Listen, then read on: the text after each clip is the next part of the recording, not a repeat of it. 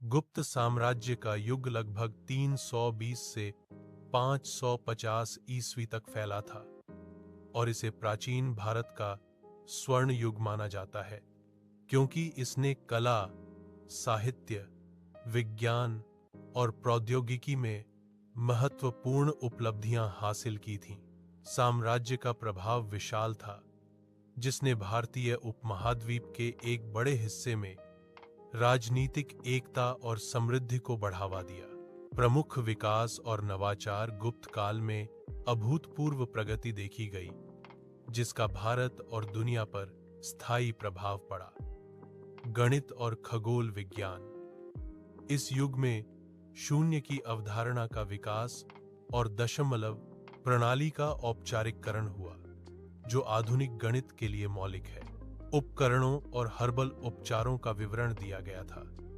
टीकाकरण के शुरुआती रूप और निवारक स्वास्थ्य सेवा पर जोर भी उल्लेखनीय थे। धातु विज्ञान और अभियांत्रिकी। गुप्त शिल्पकारों ने जटिल और टिकाऊ धातु का काम किया, जिसमें दिल्ली का प्रसिद्ध लौह स्तंभ शामिल है, जिसने 15 शताब्दियों से अधिक समय तक जंग का उल्लेखनीय रूप से विरोध किया है, जो उन्नत लौह तकनीक का प्रदर्शन करता है। कला और वास्तुकला। इस अवधि ने विस्तृत नक्काशी और शिखरों, मंदिर टावरों के साथ संरचनात्मक हिंदू मंदिरों की शुरुआत को चिह्नित किया। अजंता और उदयगिरि की चट्टानों को काटकर बनाई गई गुफाएं और चित्र इस युग की कलात्मक कौशल के प्रमुख उदाहरण हैं। साहित्य और शिक्षा। संस्कृत साहित्य का विकास हुआ, जिसमें कालिदास जैसे कवियों और नाटककारों की उत्कृष्ट रचनाएं शामिल थीं। नालंदा विश्वविद्यालय जैसे प्रमुख शिक्षण संस्थानों की स्थापना ने पूरे एशिया से छात्रों को आकर्षित किया और यह शिक्षा का एक प्रसिद्ध केंद्र बन गया। प्रमुख व्यक्ति गुप्त साम्राज्य को आकार देने वाले प्रमुख आंकड़ों में शामिल हैं। श्री गुप्त लगभग 240-280 ईस्वी में राजवंश के संस्थापक चंद्रगुप्त प्रथम, पहला संप्रभु शासक, जिसने 320 ईस्वी में गुप्त युग शुरू किया और विजय और वैवाहिक गठबंधनों के माध्यम से क्षेत्र का विस्तार किया।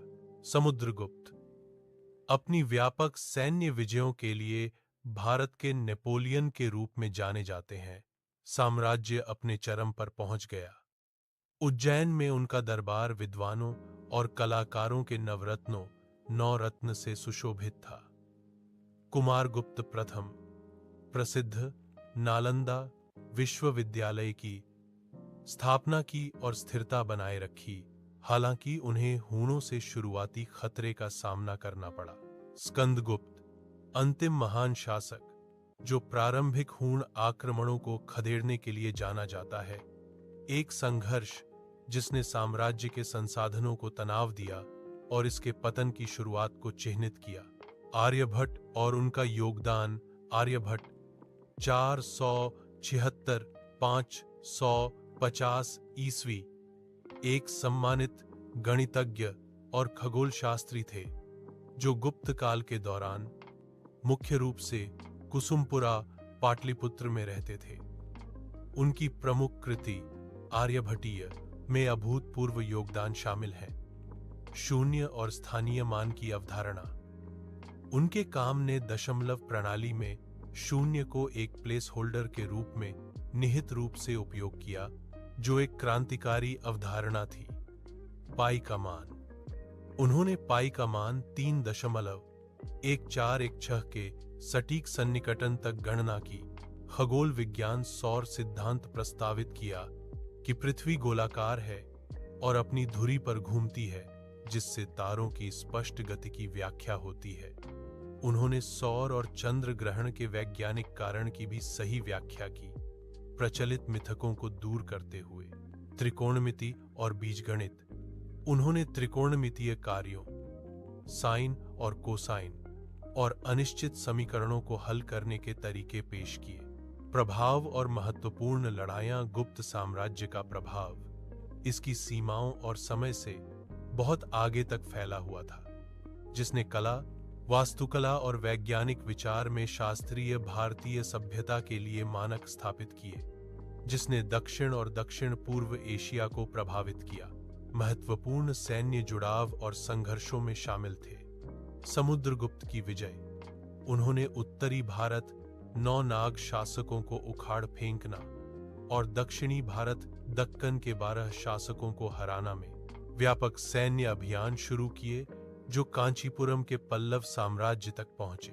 गुप्त शक युद्ध। चंद्रगुप्त द्वितीय की प्रमुख उपलब्धि पश्चिमी भारत में पश्चिमी क्षत्रपों शकों को हराना था, जिससे गुप्तों को व्यापार के लिए पश्चिमी समुद्र तट और बंदरगाहों तक पहुंच प्राप्त हुई। हुना आक्रमण। साम्राज्य ने 5वीं सदी के अंत और 6वीं सदी की शुरुआत में मध्य एशिया से हुना लोगों श्वेत हूणों के बार आक्रमणों का सामना किया। स्कंदगुप्त ने शुरुआती हमलों को सफलतापूर्वक विफल कर दिया, लेकिन लगातार युद्ध ने साम्राज्य के संसाधनों को समाप्त कर दिया, जिसके परिणामस्वरूप लगभग 550 ईस्वी में इसका विखंडन और पतन हुआ।